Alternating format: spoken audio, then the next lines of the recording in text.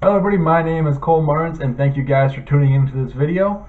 In today's episode we're going to be talking about the first Raw pay-per-view of the split brand in the WWE, as last night was the Clash of Champions pay-per-view. My mind, it was a above average pay-per-view. There's some things I liked, some things I didn't like, and there weren't major things I believe, but just some things I think they could work on. But anyways, let's talk about the matches here. We'll start with our first match of the night, which was for the WWE Raw Tag Team Championship.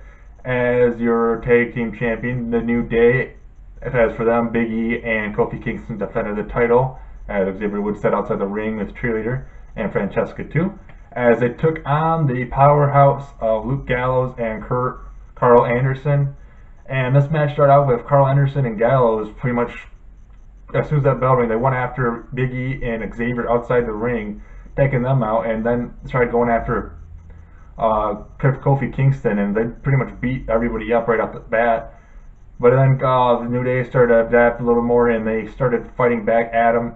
And once the game plan went out for Gallows and Anderson, it kind of went downhill from there. At one point, there was a pretty even point of the match, but then Big E was able to distract the ref by throwing, I believe it was Gallows into the ring steps.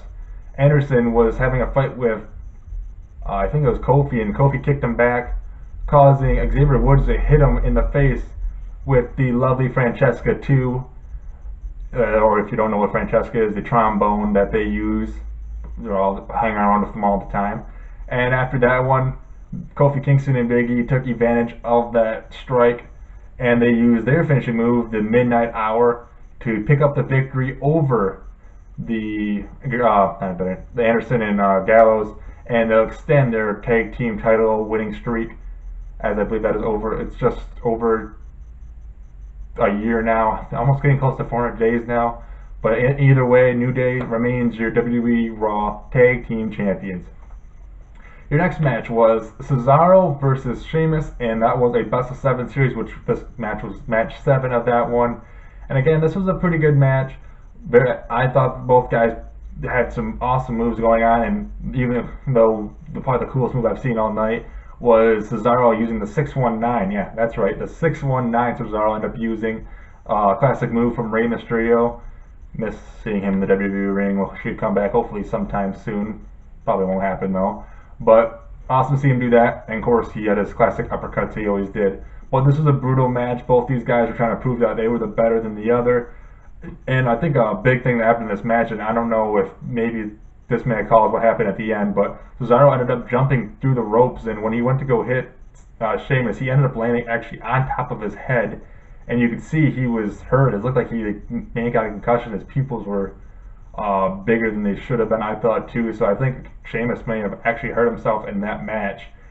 And the match ended up ending as both guys ended up going over the barrier into the crowd, and doctors ended up, but these doctors came into the crowd and pretty much told the ref that both guys were unable to continue the fight, and the match ended pretty much in a draw because both were injured.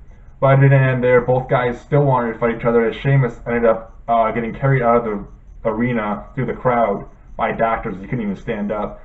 As Sheamus holding his arm, he also hurt his arm at one point too. I don't know if that one was real or not. But he got in the ring telling Sheamus to come back in the ring, and Sheamus tried making his way back, but the doctors would not let him go in and held him back, causing the match, everything to end right there.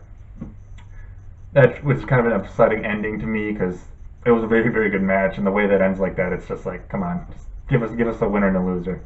So we'll probably be seeing that rivalry continue probably on Monday night. Next we had Chris Jericho taking on Sami Zayn. We know Sami Zayn and Kevin Owens having a big issue with each other, and Chris Jericho, being best friends with Kevin Owens, gets involved in that issue, which caused this match to happen. Again, this one, very, very good match. The issue with this one, I thought, though, was this match was way too long. They kind of dragged it on a little too much. As in this match, we had Sami Zayn miss not 1, not 2, not 3, but 4 Helluva kicks, which is ridiculous, I think. If you miss 2, usually the match is already over, but he missed quite a few. Then finally, once on the 4th one he missed, Chris Jericho was able to hit the code breaker, get the 1, 2, 3 count, and pick up the victory in that one. Again, I thought this was a very good match, very competitive match. Chris Jericho, even though a lot of people hate him for some reason still, I think he still puts on some pretty good matches here in the WWE, even though he's sometimes back and forth when he's here or not. But again, Chris Jericho picking up the victory and making the Owens Show team 1-for-1 on the night, as Kevin Owens, as you might not know or do know, will take on Seth Rollins for our last main event on the night for the Universal Championships, but we'll get to that one later. And our next match is, for the first time, the Cruiserweight title would be defended as the challenger, Brian Kendrick, I'll say, took on the Wizard, was it the Wizard of Odd? I think I don't know what it was. I think that was for, I can't remember who that was for. I think that was Kendrick, but took on PJ Perkins either way. By the way, PJ Perkins, probably the coolest entrance I've ever seen in my entire life. It looked like a video game, like a Pac-Man game starting off. Like the ramp had like the coins and apples and food and all that stuff coming up like Pac-Man. It was pretty cool. If you haven't seen it, I'd recommend you check it out online. But in this match, like, very cool match, very high flying. I love watching cruiserweight matches. Probably the most entertaining matches that you get to watch in most shows, because they just do stuff that you don't expect. This one, quite an entertaining match by these two as well. Both put it all on the line as Brian Kendrick ended up hitting sliced bread number 2 on PJ Perkins, thinking that might be it, but Perkins ended up kicking out somehow of that. And about a couple minutes later, PJ Perkins would get on the knee bar. Kendrick tried to do everything to get to the ropes, but could not do it. Ended up capping out when PJ Perkins remains your WWE Cruiserweight Champion after, of course, winning the Cruiserweight Classic just about a week and a half ago now. So congratulations to PJ Perkins and holding on to that Cruiserweight Championship. Our next match we have for the Raw's Women's Championship as a triple threat match, as Sasha Banks took on Bayley and also took on Charlotte, your women's champion. And a very competitive match, I thought, as for a good part of this match, it was just Sasha Banks versus Charlotte, as Bayley kind of just came in when she had to break something up, as Bayley was pretty much taken out by Dana Brooks, who, if you don't know, is Charlotte's apprentice. As Bayley got out of the ring, Dana Brooks started tagging her, knocking her pretty much out of the match. And at the end of the match, Bayley tried making a stand to try to come back and win this match. Ended up rolling up Charlotte in a small package, but Charlotte was able to get out of that, and as pretty much as soon as she got out of that, she gave Bayley a huge boot who ran into Sasha Banks. Sasha Banks pretty much turned around, got a big boot as well, knocking her out, getting the pin for Charlotte, and Charlotte would remain your WWE Raw Women's Champion, and her 12th title defense on a pay-per-view in a row with a win. So pretty much a year of pay-per-views with wins for Charlotte. So congratulations to Charlotte for holding on to that title. And we should see some more between, I'm going to say, Sasha Banks and Charlotte soon in the future. Our co-main event of the night was for the United States Championship, as Roman Reigns took on Rusev. And this match, a very, very intense match. Both these guys, as we know, very big guys that can show off a lot of power. And this one, both guys went back and forth with huge strikes, and finally Roman Reigns able to hit a Superman punch and spear Rusev. Was able to try to get the pin, but the ravishing Russian Lana grabbed the ref, dragged him out of the ring when Roman Reigns was about to get the 3 count. She ended up getting ejected because of that, causing it just to be Rusev and Roman Reigns at ringside. So those two went at it. Rusev was able to put the what is it called again? Shoot, I'm having a brain. Accolade, there we go. Accolade on Roman Reigns. Roman Reigns showing off his power again, lifting up Rusev, sending him to the ground. Then just a few moments later, another spear by Roman Reigns, and this time Roman Reigns would get the 3 count. And for the first time in Roman Reigns' career, he has became the United States Champion. So Roman Reigns, now your new United States champion. And in this one, I'm iffy on it. I mean, I can see the cool part of this, but Roman Reigns I think the title's a little more major now. I talked to my friend about this the other day. Yes, it did become more important now that the brands have split, and it's not with the Intercontinental Championship. But I feel like Roman Reigns is still a main event guy, so it should be interesting how they do this in the future. I'm going to see him and Rusev probably fighting off a little more.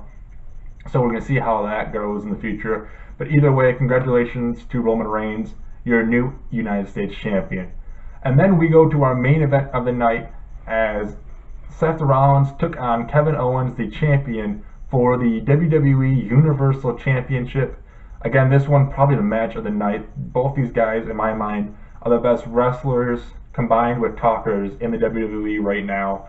Both have beautiful on the mic. Kevin Owens is the only guy I know who really talks crap a lot while he's in a match. Seth Rollins beautiful talking in the ring as well. Both these guys put it all on the line last night. And in this one, both of them, he ended up using a frog splash at one point, or if you want to call Kevin Owens what he likes to call the bullfrog splash. Both of them tried to get a pin, both got a 2 count on that. At one point, Kevin Owens tried putting Rollins to a table by doing a backdrop on him. Rollins ended up rolling all the way and putting himself through that table. And then major stuff started to happen after that, as when Chris Jericho ended up coming out and trying to interfere with the match as Seth Rollins hit a pedigree. Chris Jericho ended up interfering, causing the count to not count. And then later, just by a few moments later, the ref would get knocked out, and Chris Jericho would be sitting out there watching as Seth Rollins hit another pedigree on Kevin Owens. Chris Jericho then would get interfered in the match, start fighting him while Kevin Owens was down. I think when Kevin Owens got pinned, I think it got up to like a 20 count, so this shows how long he was out for. As Kevin Owens and Chris Jericho started fighting off of each other. Then all of a sudden we see Stephanie McMahon finally, about 5 minutes later, send out another ref. Seth Rollins pointing out for a ref, and then as soon as Seth Rollins turns around, Kevin Owens hits a pop-up power bomb, puts Seth Rollins to the mat, and then gets the 1, 2, 3 count, and Kevin Owens remains your longest reigning Universal Champion, and we'll keep that going on coming in tonight's Monday Night Raw. So that is it for the recap of WWE Raw's Clash of Champions. If you guys want to comment below, tell me what you thought about each match. Which match do you think was the best? Which match do you think was the worst? Overall, if I had to rate this pay-per-view, I'd give it a 7 out of 10. Like I said, there's a few things I'm iffy about. I want to see what they're going to do. Probably on Raw, see what happens. But I'll give it a 7 out of 10. I thought it was pretty acceptable. I want to hear what you guys want to say. Please comment below and tell me what you guys think. If you guys could also follow me on Twitter at ColeMartins57. I'll probably I like to tweet pretty much a lot during the matches, during Monday Night Raw, SmackDown, NXT, or the pay-per-view. So if you want to talk with me while you're watching it as well, you can do that by following me on Twitter. Again, that is at ColeMartins57. If you like this video, please hit the like button. I would appreciate that. As well as if you want to see some more videos about WWE or other things I have videos about, you can subscribe to my channel. I'd really appreciate that. But that is it for this video. So thank you guys for watching, and you guys have a great day.